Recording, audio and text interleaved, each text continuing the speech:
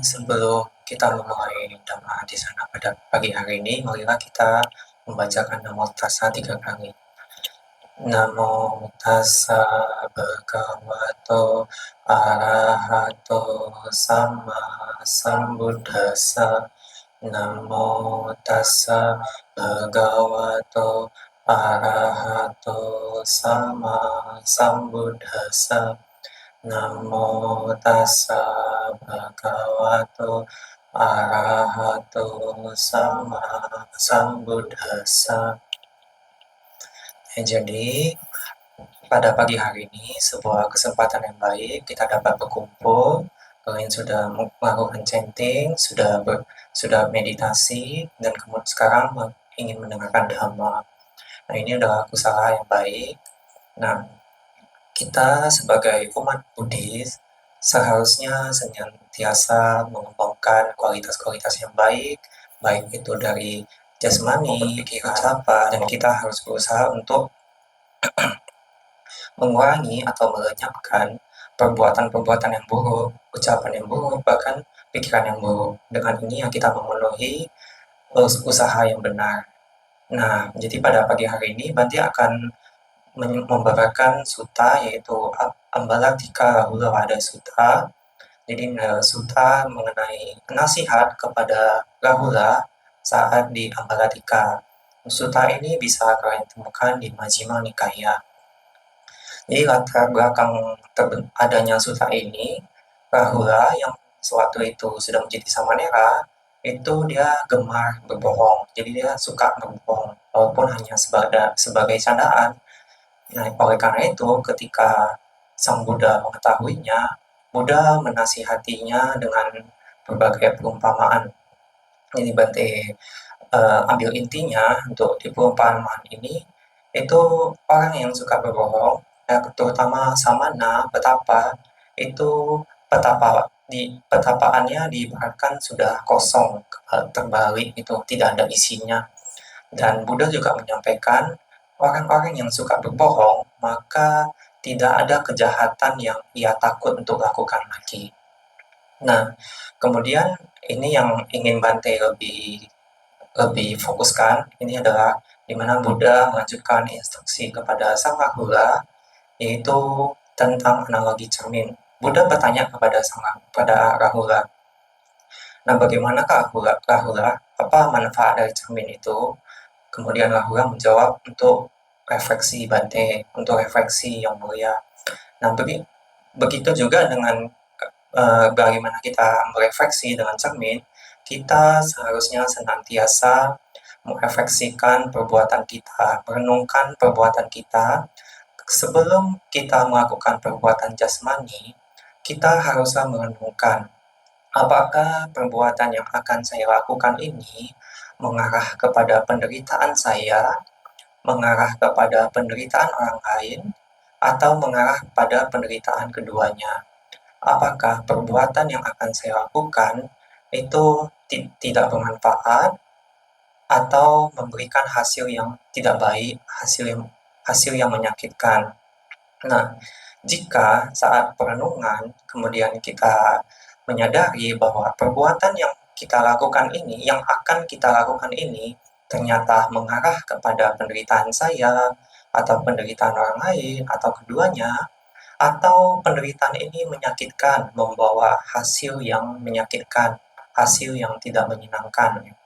Nah, maka kita harus berhenti. Kita jangan melakukan perbuatan itu. Kita harus berhentikan sebelum perbuatan itu terjadi. Nah, akan tetapi jika ternyata setelah merenungkan perbuatan yang kita lakukan itu tidak mengarah kepada penderitaan, baik itu diri sendiri ataupun orang lain atau keduanya, dan perbuatan ini adalah bermanfaat, memberikan hasil yang menyenangkan, hasil yang membahagiakan, maka perbuatan ini bisa kita lakukan. Begitu juga saat kita sedang melakukan perbuatan tersebut, itu kita merenungkan juga apakah ini mengarah kepada penderitaan atau tidak, apakah ini memberikan manfaat yang buruk atau manfaat yang baik. Jika ternyata dia mengarah kepada penderitaan, maka perbuatan yang sedang kita lakukan itu haruslah kita hentikan di saat itu juga. Akan tetapi, jika ternyata perbuatan itu baik, memberi manfaat yang baik, tidak mengarah kepada penderitaan siapapun, maka ya kita lanjutkan perbuatan tersebut. Kita kembangkan perbuatan tersebut juga. Nah, begitu juga setelah kita melakukan perbuatan jasmani tersebut, kita renungkan kembali apakah perbuatan yang tadi saya lakukan itu bermanfaat, tidak bermanfaat, mengarah pada penderitaan orang lain, atau saya sendiri, atau tidak. Nah, jika ternyata mengarah pada penderitaan orang lain, dan ternyata memberi akibat yang buruk, kita harus mengakui perbuatan itu kepada guru atau teman di dalam kehidupan suci kita. Ya, di sini jadi peran kalyanamita itu sangat penting. Dan dengan kita mengakui perbuatan kita, kita kemudian bisa bertekad untuk melakukan pengendalian diri di kedepannya. Akan tetapi, jika ternyata setelah merenungkan perbuatan itu bermanfaat, tidak mengarah pada penderitaan orang lain ataupun diri saya sendiri, memberikan hasil yang menyenangkan, maka kita bisa berdiam dengan bahagia, berdiam dengan gembira, berhati siang dan malam dengan kondisi-kondisi yang bermanfaat. Nah, Buddha pun mengulang ini untuk bagian ucapan dan pikiran. Jadi ya, untuk berucap itu kita perlu renungkan juga sebelum kita mengucapkan sesuatu, sesaat kita mengucap sesuatu, dan setelah kita mengucap sesuatu. Ya, perenungannya juga sama. Apakah ucapan ini mengarah pada penderitaan orang lain, saya, atau penderitaan keduanya? Apakah ucapan ini mengakibatkan akibat yang tidak baik atau dia memberi manfaat yang baik. Nah, jadi kalau misalnya hasilnya tidak baik, maka janganlah kita ucap itu. Jika saat sudah mengucap kita teringat, kita hentikan ucapan itu. Jika sudah terucap, ya kita akuilah kepada guru dan teman suci kita. Bagaimana dengan yang pikiran? Pikiran kurang lebih sama juga, hanya yang berbeda itu misalnya ketika kita sudah memikirkan itu, pikiran-pikiran itu sudah terpikirkan oleh kita, kemudian kita merenungkan, ternyata pikiran ini adalah pikiran yang tidak bermanfaat, pikiran ini mengarah pada penderitaan saya, penderitaan orang lain. Maka kita harus memunculkan perasaan jijik atau perasaan yang perasaan malu, jijik, terpukul kan pikiran-pikiran yang buruk ini. Kita harus bertekad untuk tidak mengembangkan pikiran-pikiran buruk ini. Nah, kalau misalnya pikirannya baik, ya kita bisa berdiam dengan bahagia, berdiam dengan damai, kita berarti siang dan malam dengan kondisi-kondisi yang bermanfaat. Buddha mengatakan, betapa dan brahmana manapun di masa lalu, di masa sekarang, maupun di masa depan, mereka yang ingin memurnikan perbuatan jasmaninya, memurnikan perbuatan ucapannya, memurnikan pikirannya, maka mereka akan melakukannya dengan cara ini, yaitu merefleksikan, merenungkan dengan berkali-kali. Nah, ini dari Sutta Ambaratika Ruwada Sutta. Pertanyaannya, sekarang mungkin kalau kita lihat dari konteks Sutta ini kan sepertinya lebih ke samana ya, lebih ke biku. Sebenarnya kan Buddha kan ini memberi instruksinya kepada Rahula yang waktu itu adalah seorang samanera, seorang samana. Jadi kalian mungkin berpikir sebagai umat kayaknya nggak perlu banget misalnya ngelakuin segitunya. Apalagi kan idealnya ini memang kita merenungkannya itu ya setiap momen gitu. Jadi ya perbuatan apapun itu ya kita renungkan, terus ucapan apapun kita renungkan, pikiran-pikiran itu kita renungkan. Jadi ya memang tidak mudah gitu. Nah, untuk itu Bante akan memberikan beberapa pertimbangan. Pertama, di Dhammapada 182 itu disebutkan Buddha itu jarang muncul di dunia. Ajaran Buddha, Dhamma sejati itu sangat susah untuk kita dengar. Kita terlahir sebagai manusia itu juga susah. Jadi ya kita sekarang terakhir sebagai manusia, kita juga di sini mempunyai sadar, kita berkesempatan mendengar dhamma, masih ada, ini masih di masa di mana ajaran Sang Buddha itu ada. Kan rasanya sayang gitu kalau misalnya kita tidak mempraktikkan secara maksimal apa yang telah Buddha ajarkan, baik itu yang kecil ataupun yang besar. Karena jika kita lihat ya, Buddha sendiri memenuhi paraminya selama 4 Asankaya Kappa, 100.000 siklus dunia. Nah, satu kappa aja bahkan itu begitu panjang gitu. Kalau di salah satu sutta, Sasapupama Sutta, itu Buddha memberi analoginya, perumpamannya, ibarat kota yang berukuran 1 yojana, panjangnya 1 yojana, lebarnya 1 yojana, terus dengan dinding sekelilingnya tinggi 1 yojana. Ukuran 1 yojana ini agak tidak pasti berapa, tapi ada yang mengartikan 7 atau 8 kilo, atau yang sampai 15 kilometer.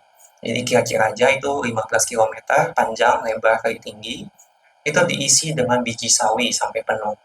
Bayangkan seseorang mengambil biji sawi tersebut satu setiap 100 tahun. Ketika biji sawinya habis, itu satu kapal masih belum selesai. Nah, itu baru satu kapal, belum sampai 4 Sankya kapal.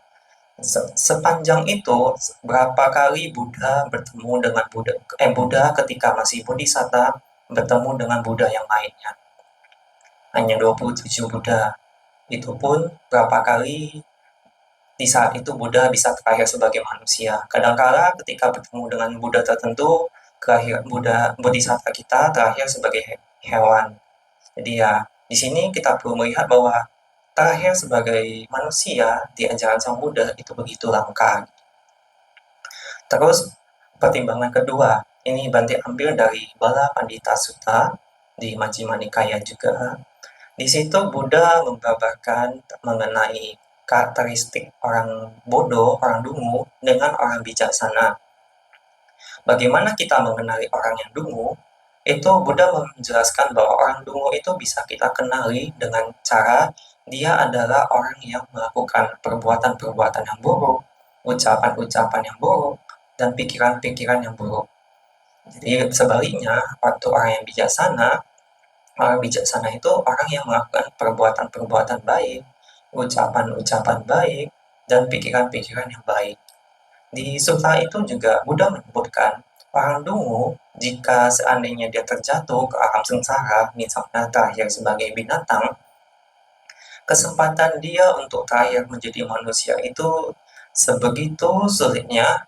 Dan dengan Buddha itu memberi perumpamaan ibarat ada kura-kura yang buta tinggal di dasar laut yang dia akan naik ke permukaan 100 tahun sekali.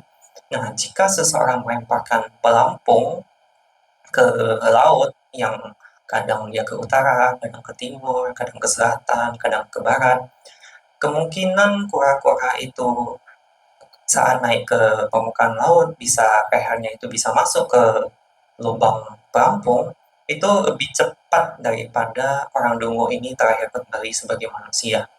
Nah, jadi ya susah terakhir sebagai manusia.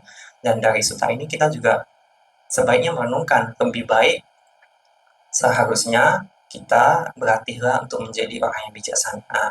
Nah, orang bijaksana itu yang bagaimana mereka yang melakukan perbuatan baik, ucapan baik, pikiran baik. Ya, makanya dari itu kita perlu melatih seperti yang sudah dibabarkan di Ambaratika Lahu Ada Sutta ini.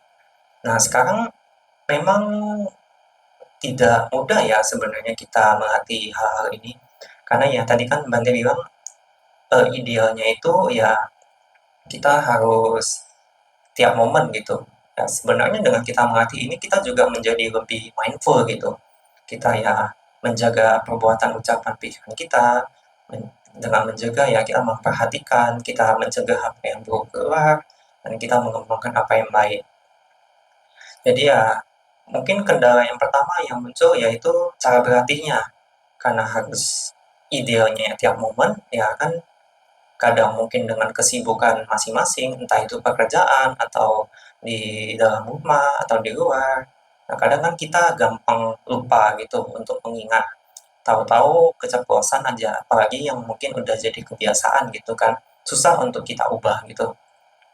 Nah, di dalam kitab penjelas makna itu dijelaskan ya minimal kita bisa lakukan sekali misalnya setiap malam gitu.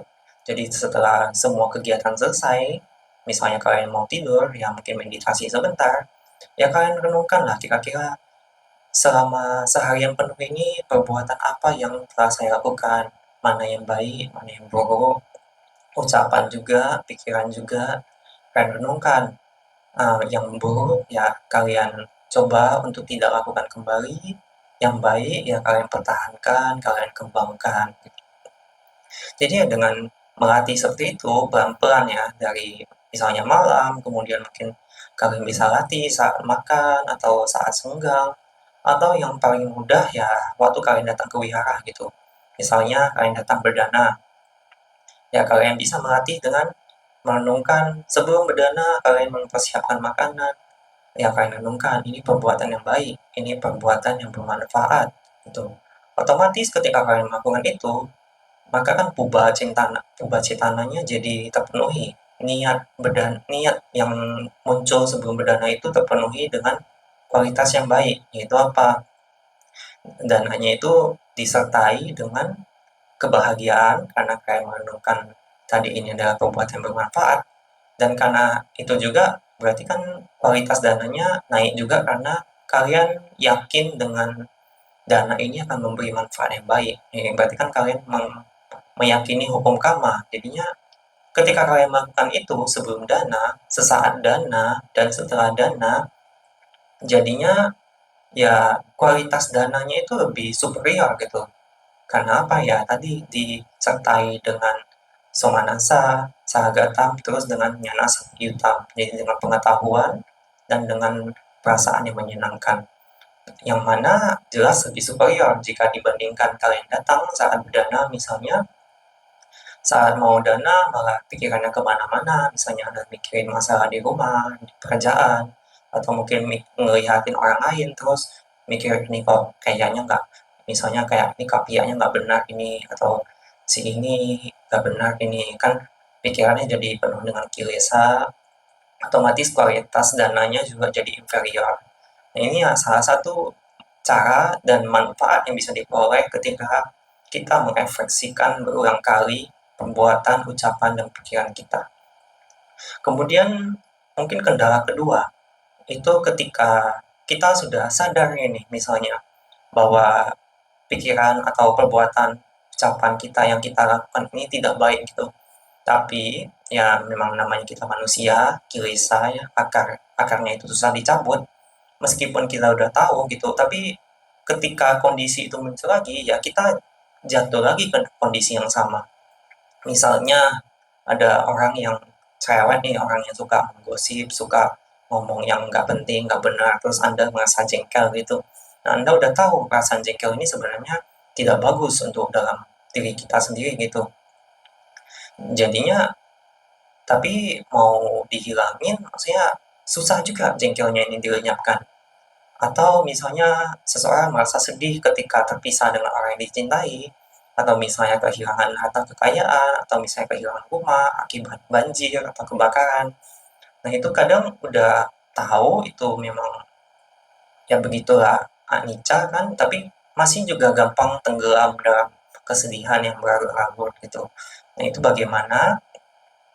Nah, di sini ya pentingnya yoniso manasikara ya, kita mencoba mengalihkan perhatian kita ke arah yang lebih bijaksana. Jika misalnya kalian tadi ada datang pas dana pagi, anumodana kata pagi hari ini, atau mungkin anumodana kata pagi hari kemarin, di situ berarti ada menjelaskan mengenai dua suta, suta mengenai penyapan kekesalan, yang pertama agata pita, piti, Patiwinaya Sutam sama Dutia Agata Patiwinaya Sutam. Itu mengenai penyapan kekesalan. Ya, penting nggak jelasin panjang lebar di sini. Intinya ya kalian bisa kembangin meta, kembangin karuna, atau kalian perhatikan kualitas baik dari seseorang ketika misalnya seseorang kalian perasaan jengkel itu muncul saat kalian melihat seseorang tersebut. Mengesampingkan apakah kalian mungkin misalnya ingin memberitahukan dia tentang perbuatan, ucapan, pikiran dia yang buruk, misalnya kalian mau mengajak dia untuk melakukan perbuatan baik, ya itu hal yang kedua gitu lah. Ini kan di sini sekarang konteksnya adalah kita melihat refleksi ke dalam diri kita dulu. Jangan sampai kita sibuk mengurus ladang orang lain, tapi ladang kita nggak terurus gitu. Kita sibuk mengajak orang lain itu berbuat baik, tapi kitanya di batin kitanya itu kita berbuat dengan penuh kilesa gitu. Nah, itu di situ. Kemudian bagaimana yang lebih halus soal keberkatan gitu. Nah, di sini Bante ngambil dari Abhinha Pacawekita Badhana Suttam di Anguttara Nikaya, dan satunya lagi juga Dutiya Lokadhamma Suttam di Anguttara Nikaya juga. Untuk yang Abhinha Pacawekita Badhana Sutta ini bisa kalian temukan di Anguttara Nikaya, buku kelompok 5 di Niwarana Wagga. Itu kalau di terjemahan Indonesianya diterjemahkan sebagai tema kalau nggak salah. Jadi ada 5 hal yang perlu kalian renungkan, baik itu umat rumah tangga laki-laki, umat rumah tangga wanita, ataupun biku. Buddha menganjurkan kita untuk selalu merenungkan 5 hal ini. Apakah itu? Yang pertama, saya pasti tunduk dengan usia tua. Yang kedua, saya pasti tunduk dengan penyakit. Yang ketiga, saya pasti tunduk dengan kematian. Yang keempat, saya pasti berpisah dengan orang-orang ataupun benda yang dicintai, yang disayangi. Yang kelima, saya harus merenungkan tentang hukum kama, ya, kama sakonghi, kama dayado, kama pun, kama yoni, kama bandu, kama patisarano, yang kama karisami kalian apa kamu atas sadayado bahwisami. Merenungkan tentang hukum kama, bahwa kita waris dari kama kita sendiri ya, baik atau buruk itu kita warisi, kita terakhir dari kama kita sendiri, kama adalah pelindung kita. Nah, Buddha jelaskan apa sih manfaat dari kita merenungkan 5 ini. Nah, 3 yang pertama yang mengenai usia tua, sakit, dan meninggal, terkadang kita sebagai manusia itu mudah mabuk atau istilahnya mudah sombong. Kalau misalnya kita nggak merenungkan ini, kita jadi sombong dengan usia muda kita mabuk dengan kesehatan kita, dengan kehidupan kita. Jadinya apa? Ya mikirnya masih muda, nanti buat usalanya ntar aja pas misalnya udah mapan atau gimana, atau ya sekarang masih sehat ya kan, main-main dulu gitu, atau ya ini saya pasti hidup panjang kok, pasti hidup, maksudnya hidupnya pasti lama. Nah, kesombongan dan kepebukan ini kan sebenarnya bahaya. Kita tidak pernah tahu kapan kita bisa jatuh sakit, kapan kita bisa tiba-tiba meninggal. Oleh karena itu ya kita harus renungkan ke bahwa saya tunduk kepada 3 hal ini. Kemudian yang keempat, saya pasti berpisah dengan orang yang dicintai, dengan benda yang dicintai. Ketika kita sering merenungkan ini, merefleksikan ini, kita bisa mengurangi atau bahkan melenyapkan kemelekatan kita terhadap mereka, orang-orang yang kita cintai, atau bahkan benda-benda yang kita cintai. Jadi ya harapannya ketika memang kita berpisah, misalnya saja harta, kekayaan, atau rumah itu hanyut karena banjir atau kebakaran, kita tidak terlalu tenggelam dalam kesedihan, tidak berlarut-larut gitu sedihnya. Jadi ya kita bisa lebih lebih tenang gitu menghadapinya, bahwa ya memang segala sesuatu yang terjadi itu ya anicca gitu, dukkha. Dan yang kelima ya dengan merenungkan hukum karma, ya ini kita juga, inilah akibat yang telah saya terima, atau inilah karma yang akan saya lakukan juga. Makanya kalian harus menjaga perbuatan, ucapan, dan pikiran. Kemudian bisa juga dengan kalian merenungkan Dutiya Lokadhamma ini. Jadi ini di Anguttara Nikaya juga, di buku yang ke-8, terus itu di Metawago, ya Metawago. Nah, di situ kan terdapat Buddha menjelaskan mengenai 8 kondisi duniawi, laba, alaba, keuntungan, kerugian, suka, duka, bahagia, tidak bahagia, pasang sadinda itu dipuji dan dihina, terus apa lagi, yasa, ayasa, terkenal, tenar, atau tidak terkenal. Nah, 8 hal ini jika kalian sering renungkan, Ya manfaatnya apa? Buddha sampaikan, ya ketika kita berada di 4 kondisi yang lebih menyenangkan itu, kita ya tidak terlalu melekat, kita tidak terlalu larut dalam kebahagiaan gitu ya, sampai lupa diri. Terus yang kalau misalnya 4 yang lebih tidak menyenangkan, ya kita juga menjadi tidak terlalu terikat dengan apa yang kita miliki ketika kita kehilangan itu. Jadi ya lebih gampang melepas lah istilahnya ketika kita berada dalam kondisi misalnya kehilangan harta kekayaan tadi, atau lagi kondisi lagi menderita karena penyakit gitu. Nah, 8 kondisi duniawi ini ya kita harus sering renungkan, renungkan.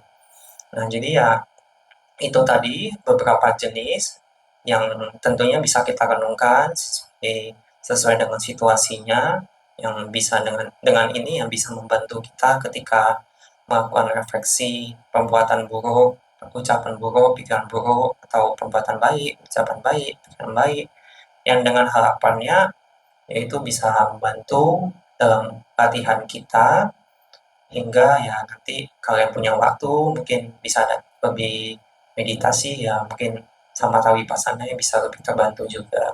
Ya demikian dulu dan atau pada pagi hari ini. Semoga ya kalian ingat apa yang telah disampaikan, semoga bisa kalian praktikkan juga yang dengannya bisa menjadi kondisi untuk mencapai Magga Pala Nibbana. Sadu, sadu, sadu.